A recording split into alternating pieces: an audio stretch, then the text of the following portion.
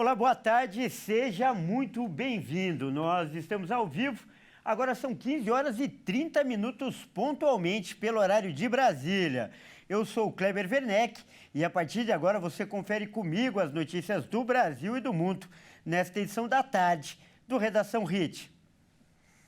E o Brasil e a China assinaram hoje 37 acordos de cooperação em diversas áreas, como, por exemplo, agronegócios e tecnologia. O presidente Lula recebeu o presidente chinês Xi Jinping em Brasília. Em declaração conjunta, após acordos firmados entre os dois países, o presidente Lula afirmou que, em um mundo assolado por conflitos armados, como a guerra na Ucrânia, a paz é colocada em primeiro lugar entre os dois países. Ao lado de Xi Jinping, Lula falou que esta visita de Estado reforça a ambição e renova o pioneirismo da parceria entre os dois países. Os dois presidentes trataram de assuntos relacionados a políticas e programas de investimento e desenvolvimento dos dois países. Brasil e China assinaram 37 atos de cooperação internacional. Quase 40 atos internacionais foram assinados em áreas como comércio, agricultura, indústria, investimentos, ciência e tecnologia, comunicações, saúde, energia, cultura, educação e turismo. Vamos realizar o Ano Cultural Brasil-China em 2026, para promover e aproximar nossas sociedades, ambas reconhecidas internacionalmente por sua rica diversidade e criatividade. No plano regional, trabalharemos juntos para dar seguimento ao diálogo Mercosul-China e discutir o aprofundamento de cooperação na área de investimentos. O que China e Brasil fazem juntos reverberar no mundo. Olha, a gente muda de assunto agora para falar, sobre o plano para matar o presidente Lula, que foi revelado ontem pela Polícia Federal. Os suspeitos podem ser condenados a penas de até 23 anos de prisão. Mediante os indícios de formação de uma organização criminosa com o intuito de impedir a posse do novo governo eleito em 2022, a tentativa de golpe de Estado é o crime mais grave, de acordo com o Código Penal, com pena mínima prevista de 4 anos e máxima de 12 anos, além de punição adicional em caso de violência. Já a tentativa de abolição violenta do Estado Democrático de Direito, caso em que se enquadram os presos pelos atos de 8 de janeiro, tem pena de 4 a 8 anos de reclusão. Os envolvidos também podem responder pelo plano de golpe contra a transição democrática de poder no Executivo Federal, na prática de crime de associação criminosa. Neste caso, a pena varia de 1 a 3 anos de prisão. Somadas, os 5 envolvidos presos preventivamente podem pegar até 23 anos de cadeia. Na manhã de terça-feira, o ministro Alexandre de Moraes determinou a prisão preventiva do general de brigada da reserva e ex-secretário executivo do ministro General Ramos, da Secretaria-Geral da Presidência do governo Bolsonaro, Mário Fernandes, o tenente-coronel da ativa Hélio Ferreira Lima, o major da ativa Rafael Martins Oliveira, o tenente-coronel da ativa Rodrigo Bezerra Azevedo e o policial federal Vladimir Matos Soares. Segundo a apuração da PF, os investigados planejavam criar um gabinete de crise por parte do então presidente Jair Bolsonaro, após o assassinato do presidente eleito Lula e de seu vice Geraldo Alckmin. Olha, e para colocar em prática o plano também de matar o ministro Alexandre de Moraes, um dos militares que fazia parte desse esquema roubou os dados pessoais de um contador, com o qual ele se envolveu em um acidente de trânsito. E ele usou as informações da carteira de habilitação do homem para comprar um chip de celular. E esse número era usado para a comunicação do grupo. Após um acidente de trânsito, o tenente-coronel Rafael Oliveira e o contador Lafayette Teixeira Caetano bateram o carro no município de Santo Antônio do Descoberto, em Goiás. Na justificativa de lidar com os trâmites burocráticos da batida, Oliveira fotografou a Carteira Nacional de Habilitação de Lafayette e o certificado de registro e licenciamento de veículo, e usou essas informações para habilitar uma linha telefônica no nome da vítima da batida, uma semana antes do plano de homicídio. O nome do contador Lafayette aparece como líder em trocas de mensagens que orientam os militares na Operação Punhal Verde Amarelo, em 15 de dezembro de 2022. Lafayette disse que só descobriu o uso dos dados pessoais após a divulgação da investigação da Polícia Federal nessa terça-feira, quando começou a receber ligações. Ele disse que está assustado com o fato de ter sido usado como bode expiatório para o militar tramar o assassinato de um ministro do Supremo. Na época dos fatos, Rafael de Oliveira era major do Exército Brasileiro, mas foi promovido ao cargo de tenente-coronel em 19 de dezembro de 2023, um ano após ter tramado a morte de autoridades federais. Nas investigações, a Polícia Federal identificou que Rafael de Oliveira havia alugado o carro com a mesma placa no aeroporto de Goiânia. A retirada foi feita em 21 de novembro de 2022 e a devolução foi feita 4 dias depois. No aparelho de celular apreendido, a polícia encontrou uma fotografia armazenada no celular do tenente-coronel da imagem da CNA do contador. Como as pontas dos dedos de quem segurava o documento estavam à mostra, a PF encaminhou a imagem para o Instituto Nacional de Identificação para passar por perícia, onde foi possível identificar que as impressões papilares do dedo indicador esquerdo coincidem com as digitais de Rafael Martins de Oliveira. Olha, sem dúvida, esse assunto tem impactado todo o país desde ontem. Então, para falar mais sobre isso, nós vamos conversar agora com um especialista. O nosso convidado é o professor Frederico Afonso, ele que é especialista em segurança pública e também direito constitucional. Boa tarde, professor. Seja muito bem-vindo. É sempre um grande prazer recebê-lo no nosso jornal, você que já é o nosso parceiro. Boa tarde, Kleber. Um bom feriado a todos. Tema espinhoso, Kleber. Vamos lá.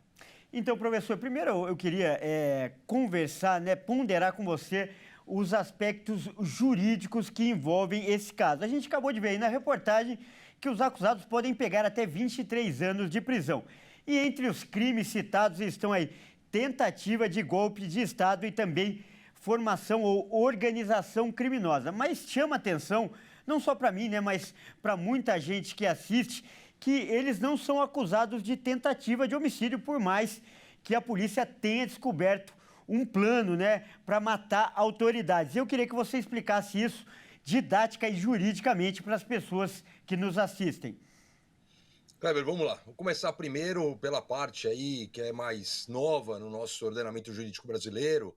Desde 2021 a gente tem um capítulo específico, ele foi inserido aí pela Lei 14.197, que fala dos crimes contra as instituições democráticas.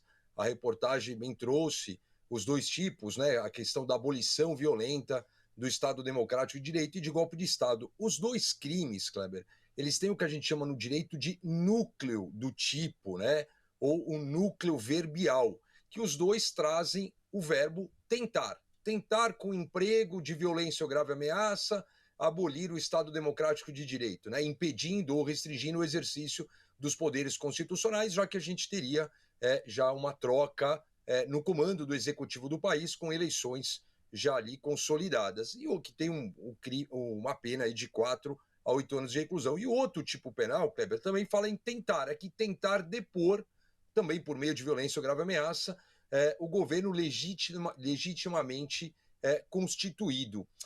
Acontece, Kleber, que o mesmo Código Penal, para quem não tem familiaridade, o Código Penal ele é dividido em duas partes. Uma parte geral, que vai até o artigo 120, que teve uma ampla reforma em 1984, e a parte especial, que começa justamente, inclusive, com o crime de homicídio a partir do artigo 121.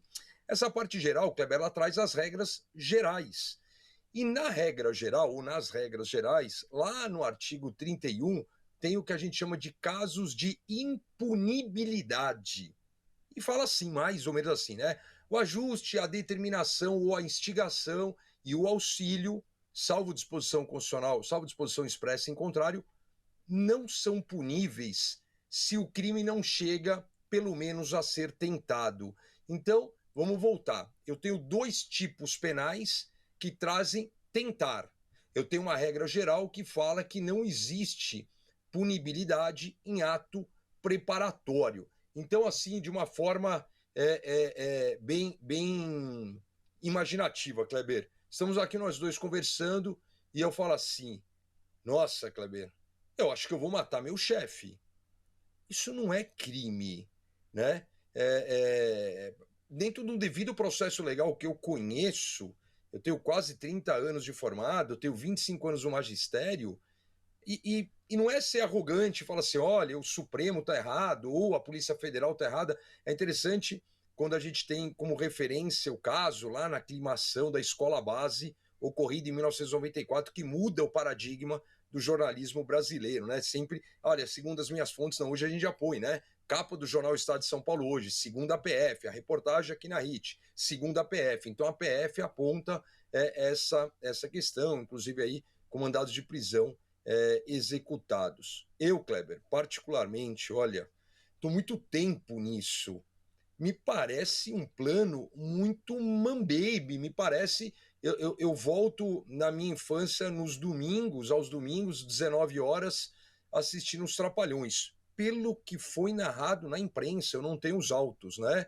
Então, vou pegar um táxi para não pegar um Uber, vou pegar não sei o quê, mas de toda forma, são atos que você não começou, não tem a execução de nenhum ato.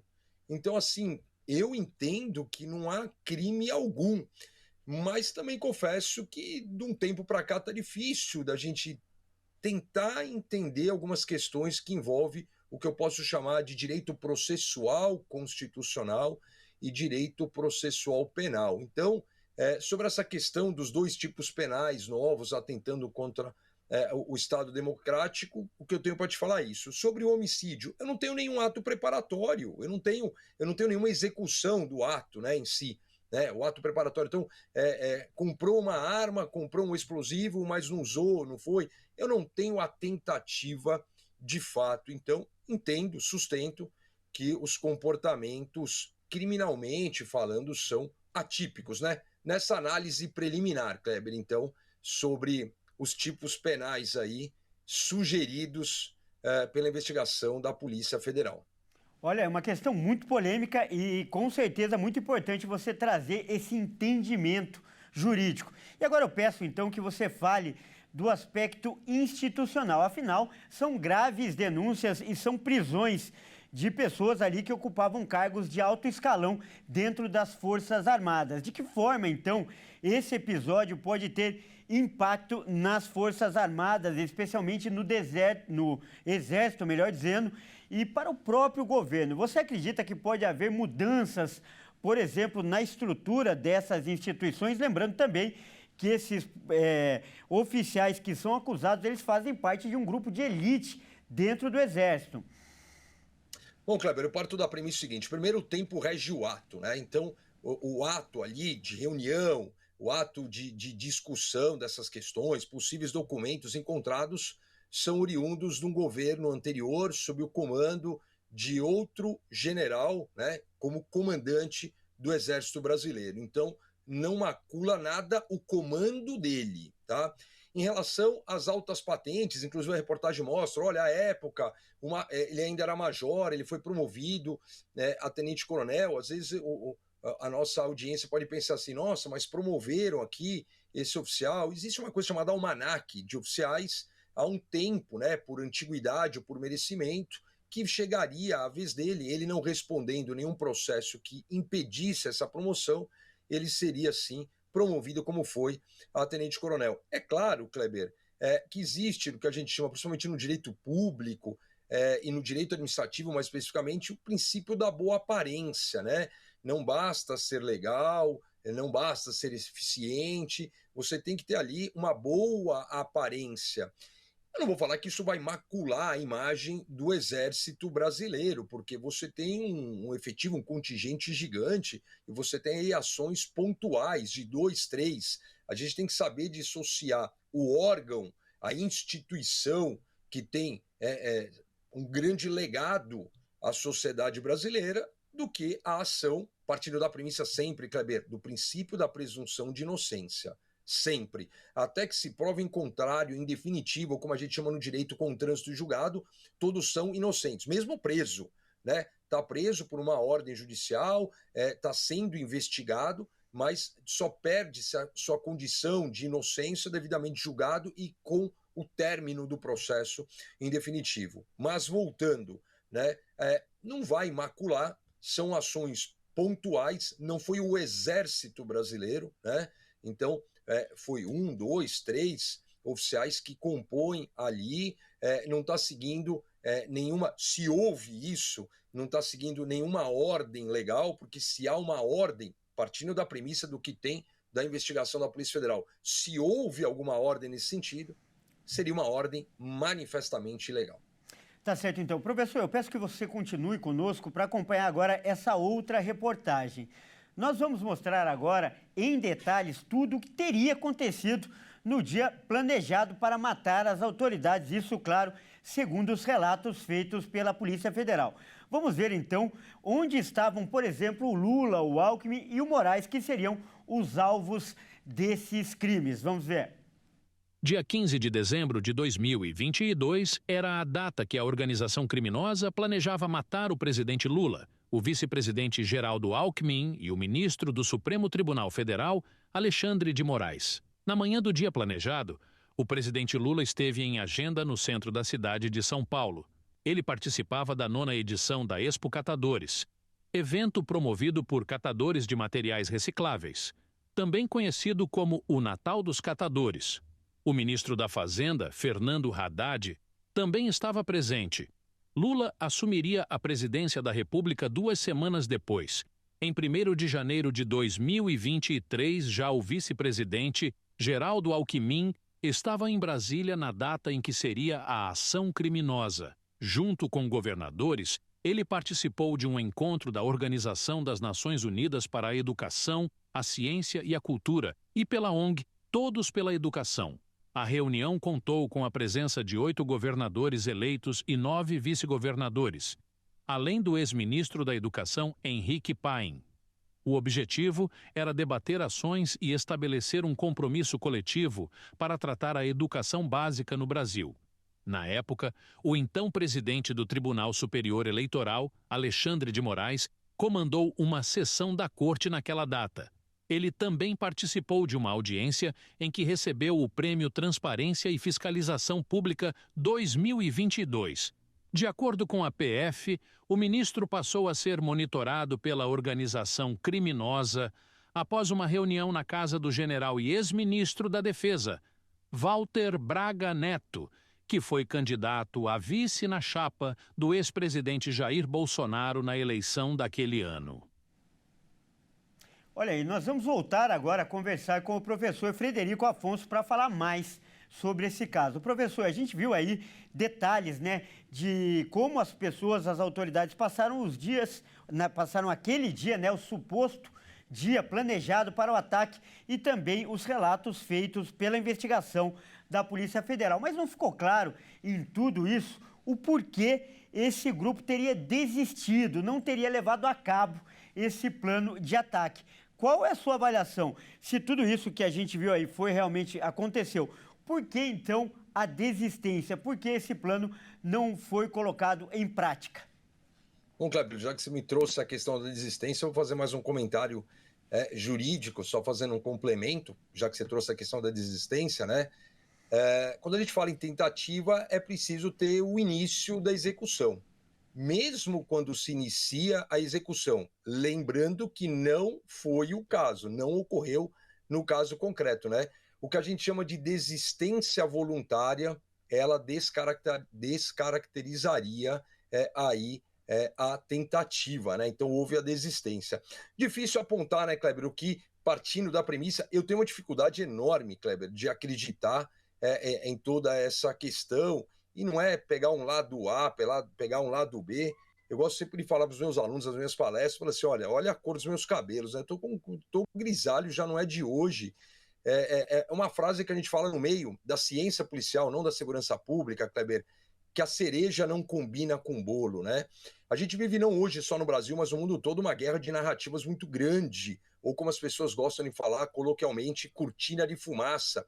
É impressionante como a cada semana eu tento acompanhar, escrevendo os artigos para o meu blog, eu não dou conta, porque a cada semana você tem um fato que ele acaba já apagando por completo o fato anterior, né?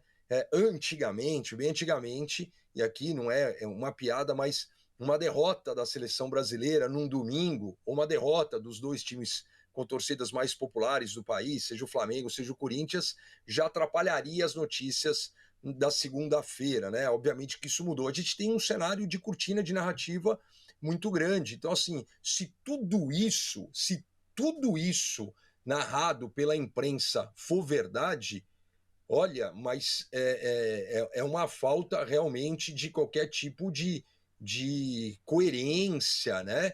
Partindo da primeira, é difícil você entrar na mente do criminoso, né? Como você mesmo disse aí, pessoas denominadas de grupos de elite, por exemplo, aí das Forças Armadas, tal, né? Então já tem que ser revisto justamente o ingresso no que seria um grupo de elite, né? Que realmente, Kleber, eu tenho dificuldade de alinhar uma coerência, uma executabilidade, né? A gente não sabe o que passa na cabeça, o que passou na cabeça dessas pessoas. É que, para mim, é uma questão tão sem nexo, né? Então, assim, olha, não comentando da pessoa de cada um, mas, assim, eu tenho uma visão de uma personalidade tão pacífica do Dr. Geraldo Alckmin, doutor na questão de médico que ele é, né? Então, eu sempre pensei aqui na reportagem, assim, meu Deus do céu, que questão. Então, assim, é difícil falar, Kleber, por que houve uma desistência. Eu prefiro sustentar que não houve uma desistência, porque, na verdade, nunca teria, de fato, algo sério, algo concreto nesse sentido, viu? Tá certo, então nós acabamos de conversar com o professor Frederico Afonso, que é especialista em segurança pública e também direito constitucional, e trouxe outro ponto de vista aí diferenciado em relação aos fatos aí que hoje ocupam o noticiário e com destaque. Professor, mais uma vez, muito obrigado pela participação. Obrigado, Kleber. Bom jornal. Até a próxima. Até a próxima. Bom, a gente muda de assunto porque agora é hora da gente mostrar o que viralizou na internet. Vamos ver os vídeos que são destaque nas redes sociais hoje. E olha só, a gente vai começar, né, com um vídeo de São Paulo, né? Olha só, esse vídeo ganhou destaque essa semana. Um pitbull, ele salvou uma família de um assalto. A dona dele, a dona do animal, soltou o cão em cima dos bandidos que fugiram. Vamos ver. O caso aconteceu na Penha, na zona leste de São Paulo. A câmera de segurança mostra que o dono do carro branco foi rendido no portão de sua casa. Os bandidos cercaram o carro e começaram a pegar os pertences que estavam no interior. Dentro do veículo também havia um bebê de 1 ano que se assustou e começou a chorar. Do outro lado da rua, a esposa da vítima saía da casa. Ela percebe o assalto e volta. Depois sai com o pitbull da família. Ela solta o cachorro em cima dos bandidos. Os criminosos se assustam e vão embora sem levar o carro. Felizmente, ninguém da família se feriu e o pitbull foi um verdadeiro herói. Olha, e agora um péssimo exemplo e que acabou muito mal. Um homem, ele decidiu, olha só, viajar em cima do vagão de um trem no Rio de Janeiro e acabou sendo eletrocutado. Um passageiro ainda tentou, né, socorrer o rapaz e acabou causando um novo acidente. Isso porque a fiação do trem explodiu. Vamos ver toda essa confusão. O homem que viajava em cima do vagão do trem acabou sendo eletrocutado. O incidente aconteceu na estação Anchieta, na zona norte do Rio de Janeiro. Devido à descarga elétrica que o rapaz sofreu ao encostar na fiação do transporte, ele ficou muito debilitado e não conseguiu descer sozinho. Foi então que uma outra pessoa decidiu subir no trem para ajudar a vítima. Enquanto ele tentava levantar o rapaz que havia sofrido a descarga elétrica, um novo acidente acontece. Ao encostar em um fio, uma explosão quase atinge os rapazes. No mesmo momento, o homem que subiu para socorrer o outro se afasta do local. Depois de muita insistência, finalmente conseguiram retirar o rapaz ferido de cima do vagão. Ele foi levado para o Hospital Municipal Albert Schweitzer, em Realengo, e permanece internado em estado grave de saúde. Vamos então a mais um vídeo. Olha só, 4 pessoas foram presas nos Estados Unidos por dar um golpe em uma seguradora. Olha só a ideia deles. O curioso é que um deles se disfarçou de urso para simular que ele estava atacando um carro de luxo. E com isso, receberam o dinheiro do seguro. Olha só que ideia, vamos ver. No vídeo, um suposto urso invadiu um Rolls Royce, um luxuoso carro avaliado em mais de $100 mil, e destruiu o interior do veículo. O animal entra, mexe, vai para o banco de trás, volta para o banco da frente. Uma verdadeira destruição. Naquela mesma noite, a mesma seguradora do primeiro carro recebeu outras 2 denúncias de que o mesmo urso havia atacado mais 2 veículos de luxo. O vídeo da câmera de segurança, então, foi enviado como prova de que o animal realmente havia feito os ataques. A seguradora teve que pagar quase $200 mil aos donos dos carros. Não convencida da situação, a seguradora decidiu fazer uma análise minuciosa do vídeo e solicitou a ajuda de biólogos para confirmar se realmente as imagens eram reais. Após a análise, foi confirmado de que aquele comportamento do animal não era normal e tinha algo errado no vídeo. Quando a polícia foi até a casa dos suspeitos, uma grande surpresa. Foi encontrada a fantasia de urso. Os 4 envolvidos, claro, foram indiciados por fraude e conspiração criminosa e agora aguardam julgamento. Que ideia, né? E pior que eles achavam que ia dar certo. Olha só, a gente muda de assunto para falar que hoje, dia 20 de novembro, pela primeira vez, é feriado em todo o país. Até o ano passado, o Dia da Consciência Negra era considerado ponto facultativo em algumas regiões do Brasil. Vamos ver.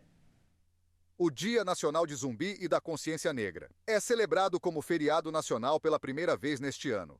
A lei que tornou a data feriado nacional foi aprovada em novembro de 2023 pelo Congresso e sancionada pelo presidente Lula em dezembro do mesmo ano. Apesar de só agora ter se tornado feriado nacional, o Dia Nacional de Zumbi e da Consciência Negra foi institucionalizado há 14 anos, em novembro de 2011, como não havia determinação de feriado na legislação anterior.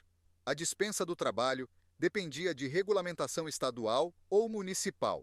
Bom, é isso aí. Essa edição fica por aqui. Obrigado pela sua companhia e até mais.